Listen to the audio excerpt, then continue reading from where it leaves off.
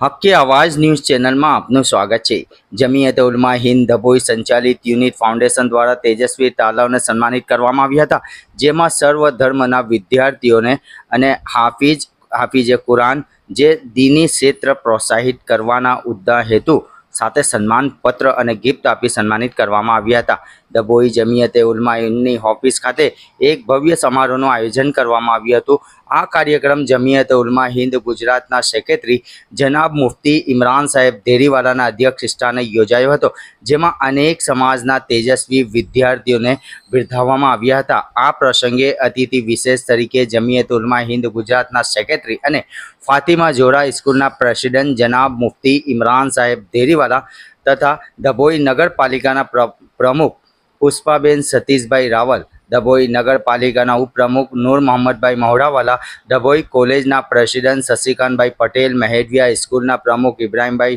મહોડાવાલાનો, public સ્કૂલના founder સરે માગવાની શહીદભાઈ લોટવાલા, ખડિયા લાલાભાઈ મંસૂરી, સમાજના મંત્રી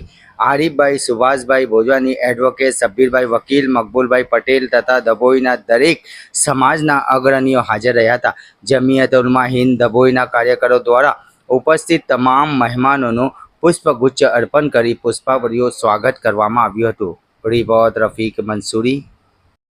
आज जमीयत उलमा हिंद डभोई की तरफ से बहुत अच्छा प्रोग्राम पेश किया गया, जिसमें यहाँ के सारे कॉरपोरेशन और जितने भी अधिकारी थे वो सबकी हाजिरी यहाँ पे हुई। और प्रोग्राम का मकसद ये था कि हमारे बच्चों में एजुकेशन बढ़े, और एजुकेशन बढ़ाने के लिए बच्चों को आर्थिक परिस्थिति के मसले होते हैं, तो जमीयत उलमा हिंद ने जो कुछ भी अपनी ताकत होती, टीपे पे सरोवर भरा ऐसा कहते हैं, तो इन्होंने अपनी ताकत के मुताबिक कॉलेज के बच्चे थे और मदरसे के बच्चे थे, जो बच्चे हाफिज हुए, हमारे यहाँ पर दोनों चीज़ों का ख्याल रखते हुए आज उनको प्रोत्साहित किया गया, उनका जो है हौसला बढ़ाया गया। तो ये सारे काम हमारे समाज में बढ़ने चाहिए, ताकि हमारे बच्चे किसी भी तरह फाइनेंशियली प्रॉब्लम के वजह से एजुकेशन में फाइनेंशियल बहुत लड़ रहा है। हालांकि एजुकेशन हमारे यहाँ ज़्यादा सस्ता होना चाहिए, फ्री होना चाहिए, ताकि हमारे कौम के बच्चे जो है आगे बढ़ सके। लेकिन नसीब की बात है कि तो हम जितना कर सकते हैं NGO,